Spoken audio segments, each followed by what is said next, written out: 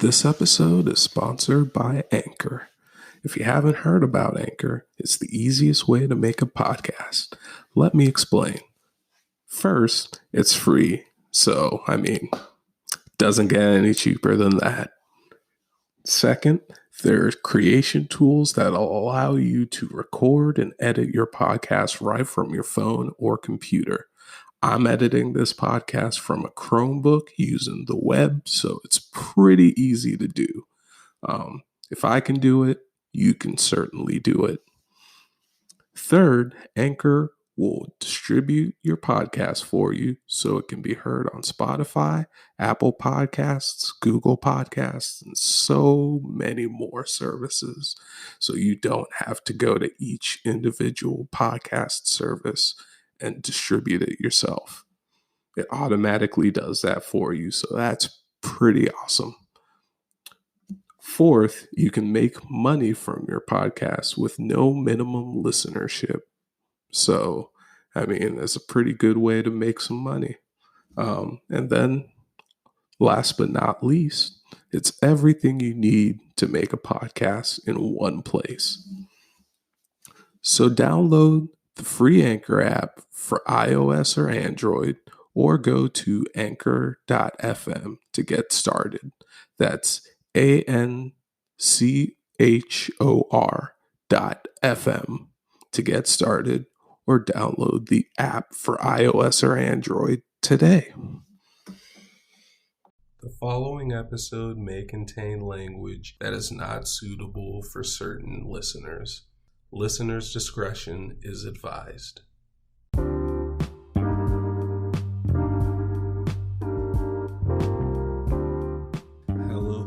Hello, and welcome to the Cels and Circuits podcast.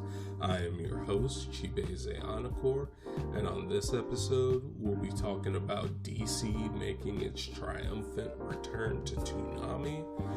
Then we'll also talk about the Galaxy Note 20 series and the Google Pixel 4a. And then after that, we'll get into Apple's anti-cloud gaming policy. And without further ado, let's jump right into it. Alright, so first up, we're going to talk about DC making its triumphant return to Toonami.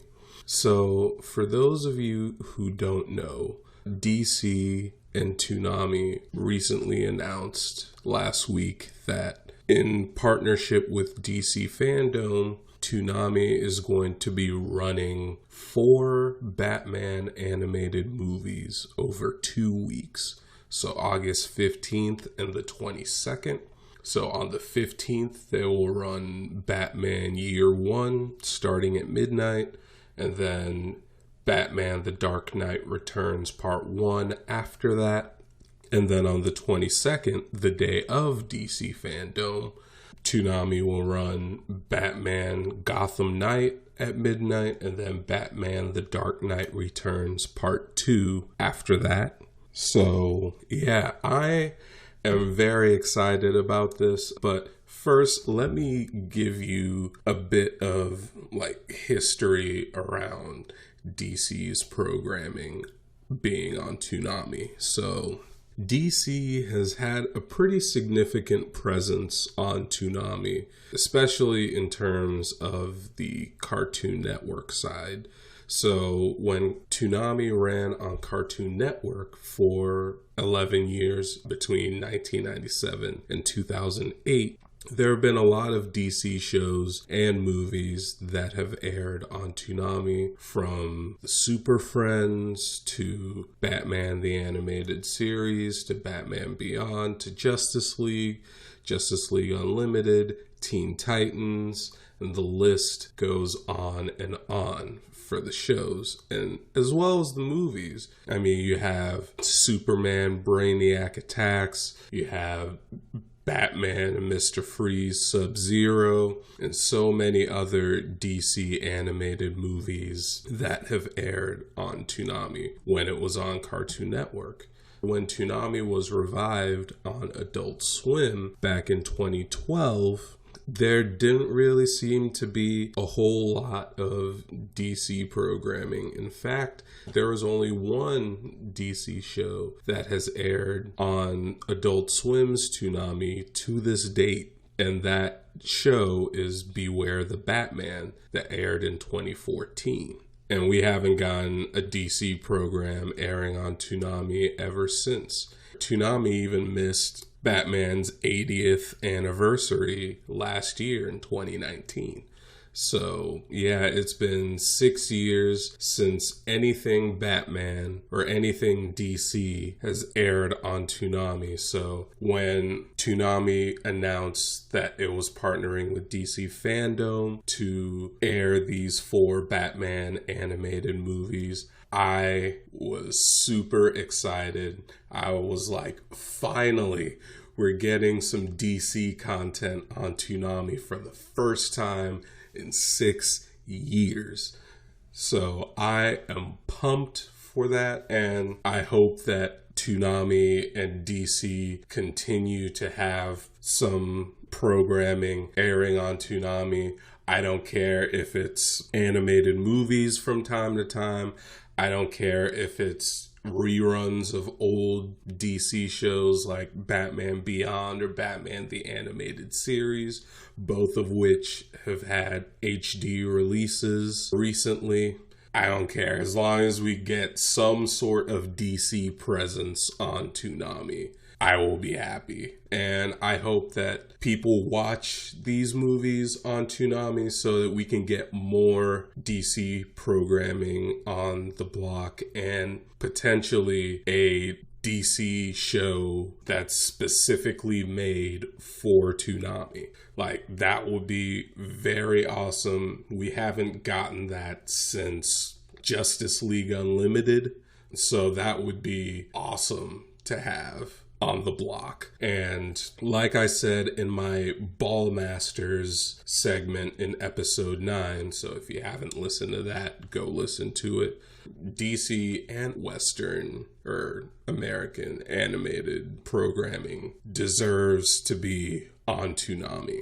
Cartoons deserve to be on Toonami. So, like, cartoons should definitely be on there. American cartoons should be on there, not just anime. I mean, I love anime as much as the next guy, but at a certain point, I kind of get tired of seeing the same tropes being played over and over and over and over again, in especially shonen anime, which makes up the bulk of Toonami's programming. So yeah, some Western cartoons or some American cartoons would definitely provide some more diversity to the block. And so these movies are providing more diversity to Toonami. Diversity in terms of programming, of course. And so I am here for that. I am very excited. I will be watching. And I know for the anime fans who are looking for new episodes of shows like JoJo's Bizarre Adventure, Black Clover, and Naruto Shippuden, these 2 weeks of DC movies means that those shows will be preempted. So, sorry, but just let us American animation fans have this one. Like, we have been very starved for content on Toonami.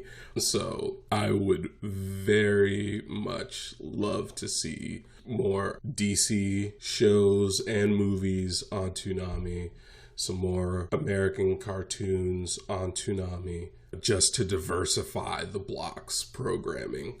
And yeah, and for those anime fans who watch television, as I also explained in episode 9, y'all will live.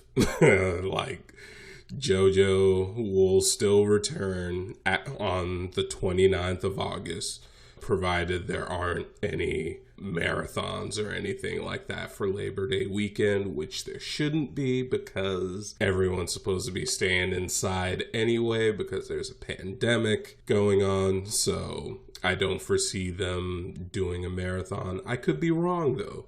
If they do a marathon, then you just have to wait another week. Sorry. But for those people who are just like bitching just about, oh, I don't like these cartoons, where's my anime? Like, just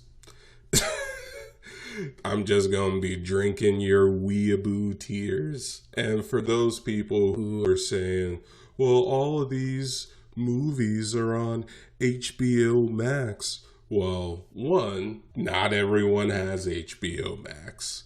And number two, that same argument can be made about every single anime that is on Toonami.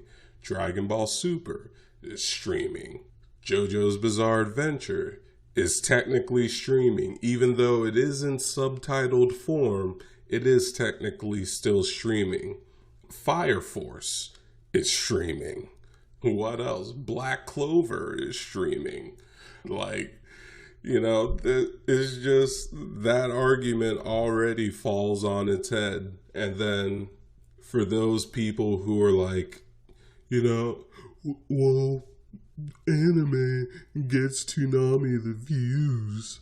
Well, of course, it got Toonami the views because that's pretty much all they've been able to play, because no one has made Western cartoons for Toonami in the meantime, in between when Beware the Batman aired and now. All of the Western cartoons that have been airing have either been comedic, or if they are action-oriented, have been gobbled up by a streaming service.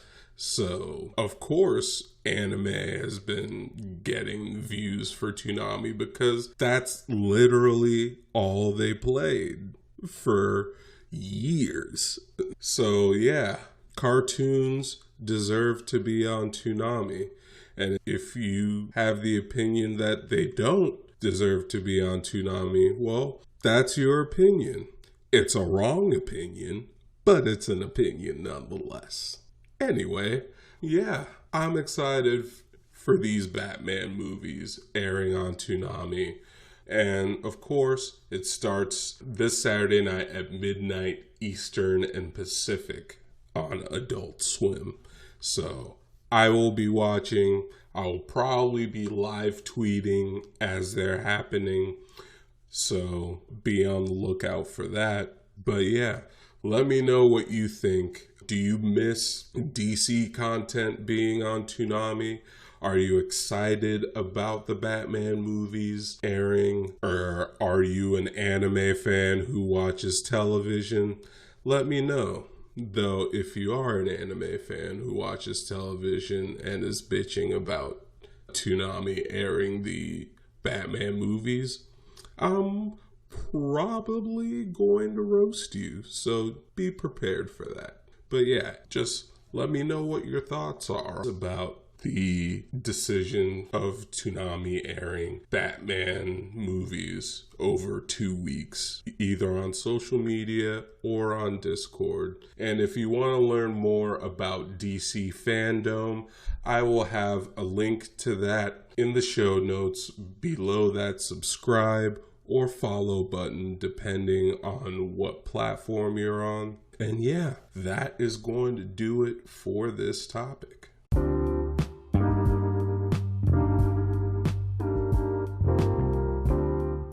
Up next, we'll get into the Galaxy Note 20 series and the Google Pixel 4a. And then after that, we'll get into Apple's anti-cloud gaming policy.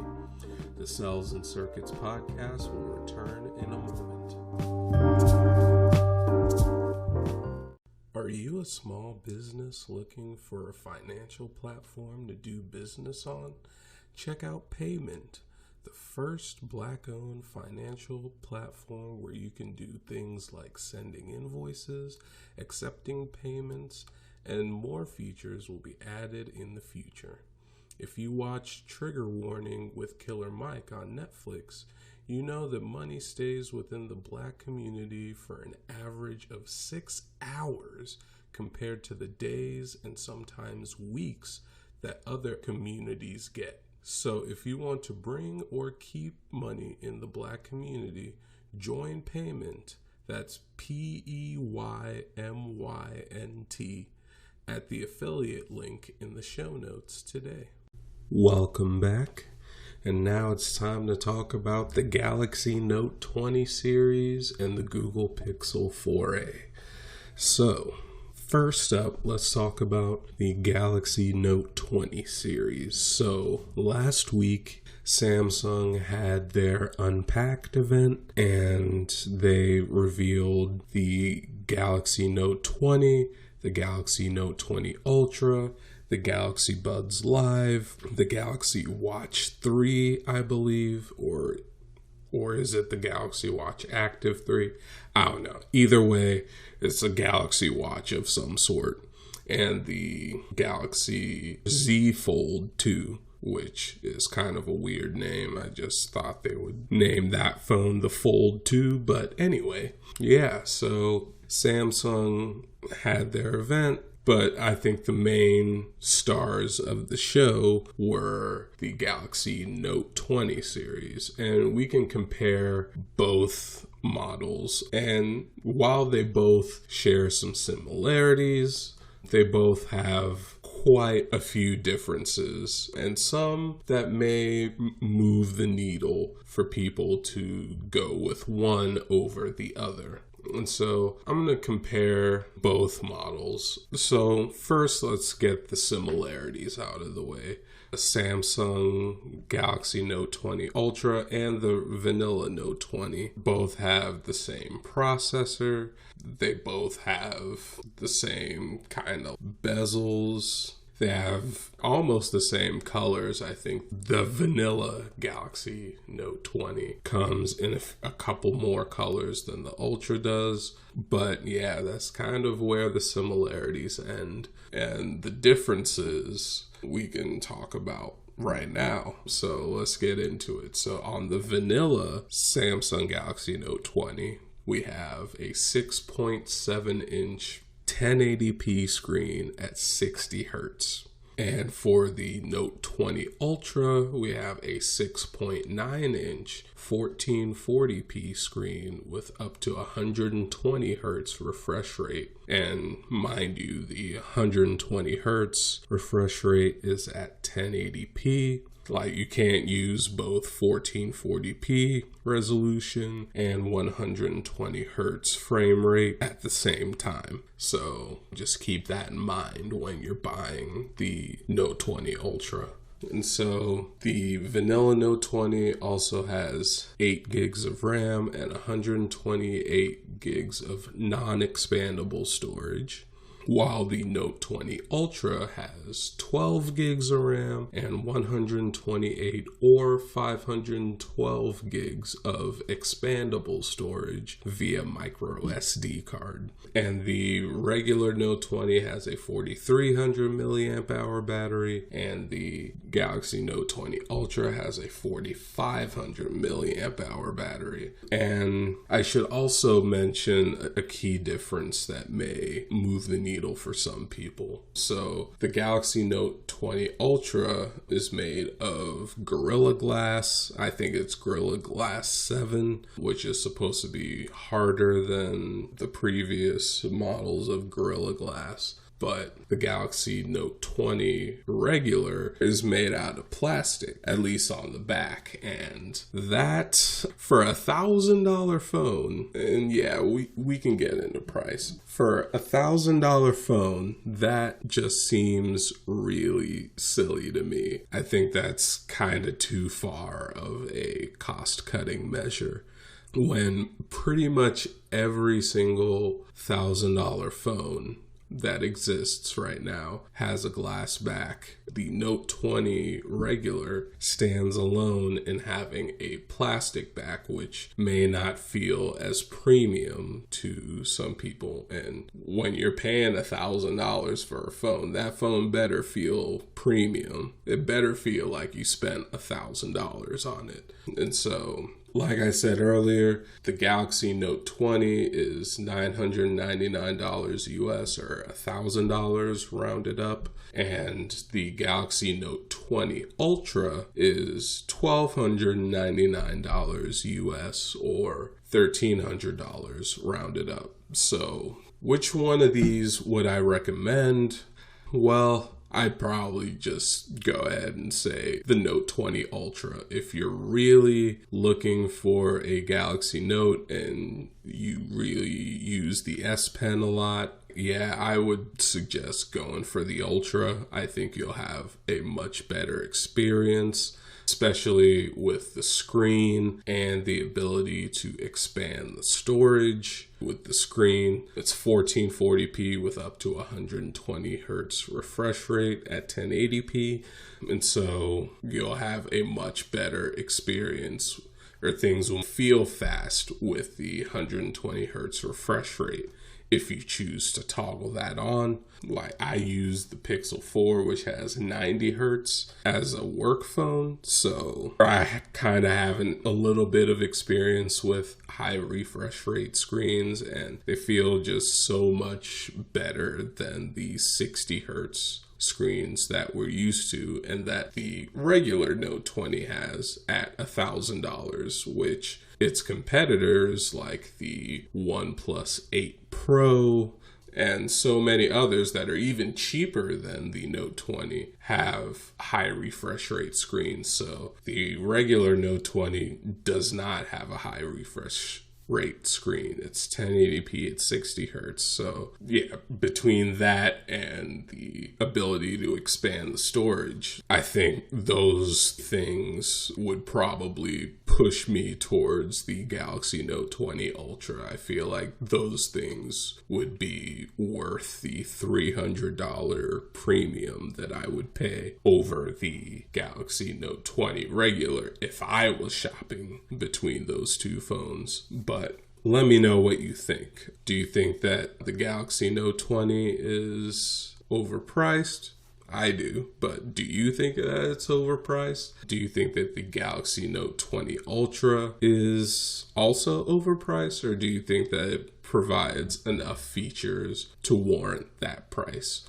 Let me know on social media or on Discord, and we can continue the conversation there. And so next up, I want to talk about the Google Pixel 4a. And so for those who know, Google released their Pixel 4a last Monday, I believe, and it's been getting a lot of pretty positive reviews. It pretty much takes the formula of the Pixel 3a from last year and improves on pretty much everything. And so the Pixel A line is basically that phone that has everything you need and nothing you don't, pretty much. And it shares a lot of common elements with its bigger brother, the Pixel 4 and the Pixel 4 XL, especially the camera. The cameras are pretty much the same on the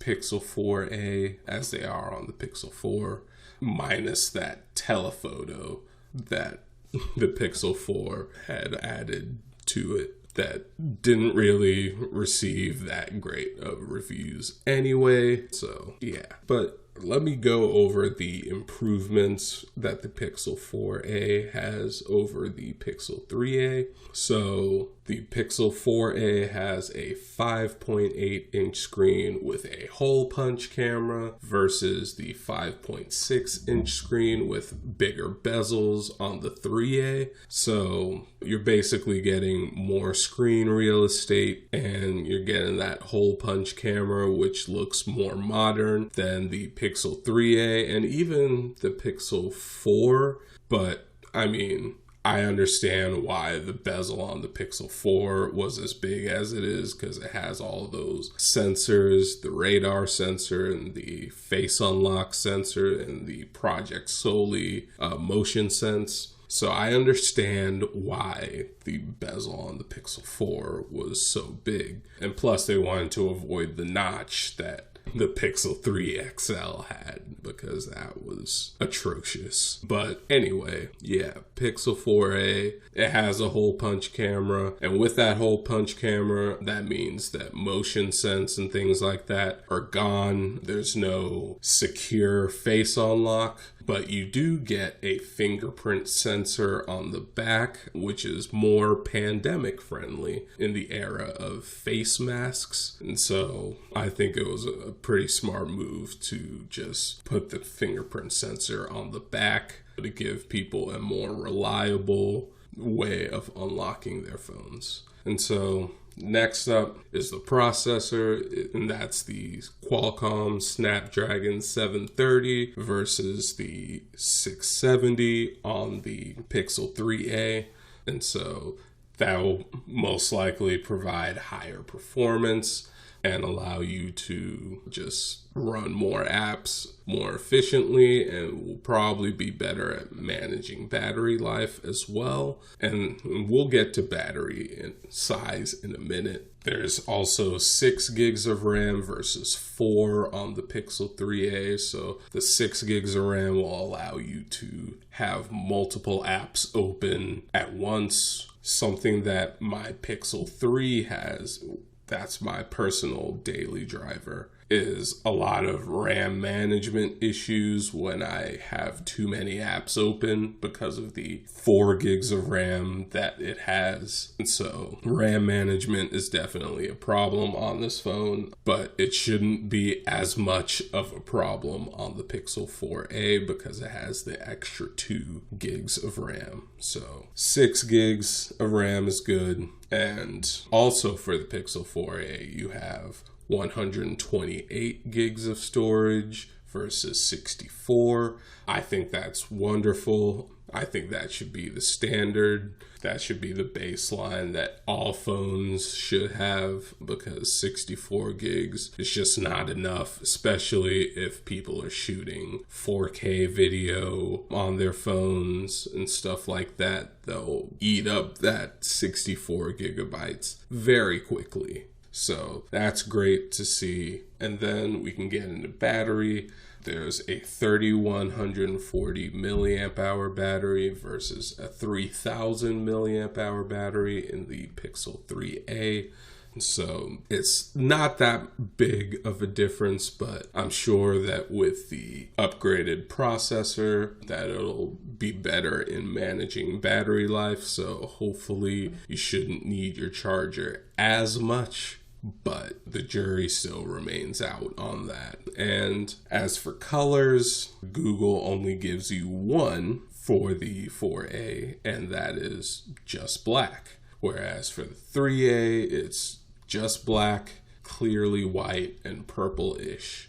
So yeah, Google's pretty much keeping it very simple for people. They're only offering one phone, one color, one RAM configuration, one storage configuration. So 6 gigs of RAM, 128 gigs of storage, only in just black. That's it. Or if you want the Pixel 4a, that's the only spec that you're getting. So I'm happy that this phone came out, because this phone is actually $350 versus the $400 that the Pixel 3a started at. So $350 for all of the phone that you need and nothing you don't. And so I think this is probably my go-to recommendation for most people, especially if you're looking for a phone on the Android side. And, that's something that I could probably explore in the later segment of this episode, but we'll get to that. But also, the 4A is cheaper than its biggest competitor here in North America, because the OnePlus Nord hasn't come here. And that's the Apple iPhone SE. The Pixel 4a has double the storage of the iPhone SE, of the base model iPhone SE, even though the iPhone is more expensive. So I think that's pretty great. And yeah, this is a phone that I would recommend that people buy if you're looking for an upgrade from an older Pixel phone, or if you're just looking for an upgrade now. This looks to be a pretty great phone to have. And it's great that Google is releasing a low-cost phone in this economy, where the economy has basically been all kinds of fucked up by the coronavirus. But yeah, it's great to see that Google is releasing a phone that's less expensive than its bigger brothers, the Pixel 4 and 4X. So yeah, what do you think of the Galaxy Note 20 series? And also, what do you think of the Pixel 4a? Do you think they'll be good phones? Are you interested in upgrading to any of them?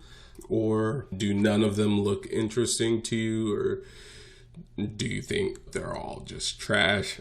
Let me know. I would very much like to hear your thoughts on social media or on Discord. And, I'll link some more information about these phones in the show notes right below that subscribe or follow button, depending on which platform you're on. And yeah, that's going to do it for this topic.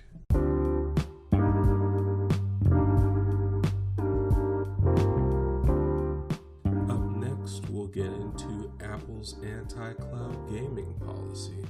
The Cels and Circuits podcast will return in a moment. Welcome back, and now it's time to talk about Apple's anti-cloud gaming policy. So, for those of you who don't know, Apple recently announced that it has a policy that prevents services like Microsoft xCloud, Google Stadia, and NVIDIA GeForce Now to run games from the cloud onto iOS and iPadOS devices. So this immediately got some people really mad, understandably, especially for people who spent north of $1,000 on an iPhone 11 Pro or Pro Max or iPhone XS, XS Max, or even people who spent hundreds of dollars on the iPhone 11 or 10 or 10R or whatever. And also people who own iPads as well, because those are the most popular tablets ever. So people were understandably mad that the device that they paid hundreds, if not more than $1,000 for, it just can't run any cloud gaming services. And this is problematic on two fronts.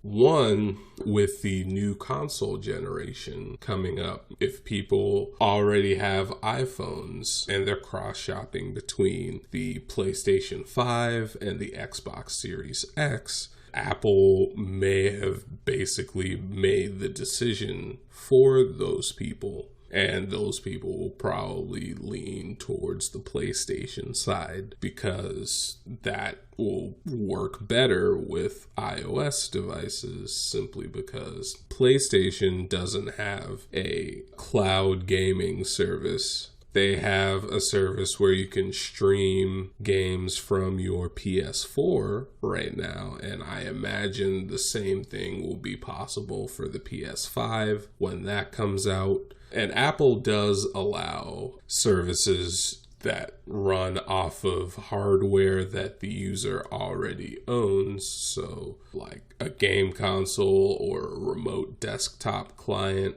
So yeah, PS4 already does that, and Apple users will have no problem with that. But if they want to run Xbox games, then they're kind of SOL at that point, because Apple just won't allow that to happen. Another reason why Apple's policy is problematic is because there are people who are cross-shopping phones. If people need phones right now and they're cross-shopping between an iPhone and an Android phone, and they're looking to try out cloud gaming like xCloud and Google Stadia and GeForce Now, Apple basically took themselves out of the picture, and that person will probably lean towards the Android side. So yeah, I think that this is a very weird choice for Apple to make, especially for a company that is in the middle of an antitrust investigation, specifically regarding the App Store, because Apple wants to personally review every single app that comes through its store, including games that are on cloud gaming services. And with the current setups of Microsoft xCloud and Google Stadia and GeForce Now, that's just not possible. So Microsoft, Google, and Nvidia just decided to just not support the platform for playing games. Now, in Google Stadia's case, you can still buy games via the Stadia app on iOS, but you can't play games on your phone or tablet. But I mean, you can on like a MacBook through the Chrome browser, but you just can't on your phone or tablet. So that's kind of a bummer. But yeah, people also want to see if this move is a move to protect Apple Arcade, which is Apple's game service that allows you to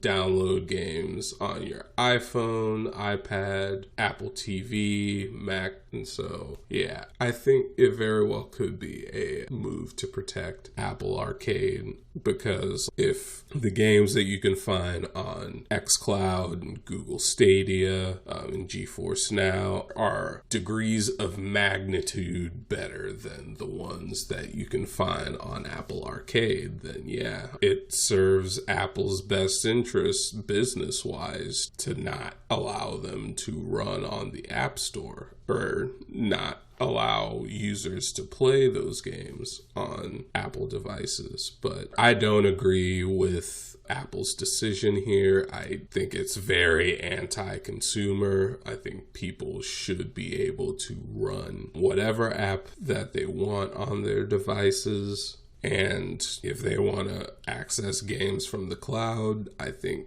people have every right to do so. And so, yeah, I don't think that Apple made a good decision here. So if you're shopping for a phone or a tablet and you want to try out cloud gaming, avoid Apple devices at all costs, at least for now. Maybe the antitrust investigation could cause this to change, but we shall see. So yeah, if you want to try out cloud gaming, get on Android. Or on the tablet side, there's still Android tablets, I guess, that are made by Samsung, at least here in North America. Probably Huawei in other countries. And also Chrome OS tablets, like the Lenovo Chromebook Duet. For me, I have the Pixel Slate, and I've played Google Stadia on it, and it runs wonderfully. Or also even Windows tablets, because you can run, especially Google Stadia, on Windows tablets with the Microsoft Edge browser. You don't even need to install Chrome to do that, because the newer version of Edge allows you to do that. So you still have options, just none of them will be Apple products. Sorry. But yeah, let me know what you guys think of this decision. Do you agree with Apple's policy that prevents xCloud and Stadia and GeForce Now and services like them to run on Apple devices? Do you agree with that policy? Do you disagree with it? What are the benefits? What are the drawbacks? let me know on social media or on Discord. And if you want to learn more about this policy, I will have links in the show notes right below that subscribe or follow button, depending on which platform you're on. And yeah, that is going to do it for this episode. Sandra Bland, Terrence Crutcher, Trayvon Martin, Philando Castile, Mike Brown, Alton Sterling, Ahmaud Arbery, Walter Scott, Breonna Taylor, Eric Harris, George Floyd, Tony Robinson, Keith Childress, Romaine Brisbane, Betty Jones, Tamir Rice, Kevin Matthews, Laquan McDonald, Michael Noel, Michael Brown Jr., Roy Nelson, Eric Garner. These are just some of the names of people who have been murdered by police and have gotten either a slap on the wrist or have gotten away with committing such a heinous crime scot-free. If you are an American, or even if you're not an American, you should be outraged by this, as I am. This cannot continue to happen, and it speaks to a very long history of racism and police brutality here in the United States of America, and also in other countries as well. Police brutality is not a U.S. exclusive problem. It's happening around the globe. So, how can you help stop this? Well, you can go and protest, but be very peaceful about it, of course. And if you don't want to go to the protests, that's fine. You can also donate to many different charities that are helping with the cause. If you can't do that, you can also sign petitions to help the cause as well, and share those petitions. And for all of these suggestions that I've made, you can do all of them and encourage your friends and family to do the same, because staying silent is staying complicit, and we cannot stay complicit any longer. This change needs to happen now. And so I just want to leave you with this message. Black lives matter, always and forever. All lives cannot matter until Black lives matter. Remember that. Thank you.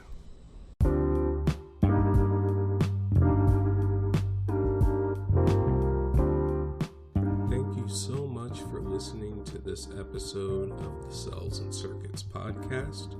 Remember to wear a mask, wash your hands, and practice social distancing as much as possible. Also, if you want to follow us on social media, I'll have a link in the show notes right below that subscribe or follow button, depending on which platform you're on. And that's it. I'm Chibeze Anakor, signing off.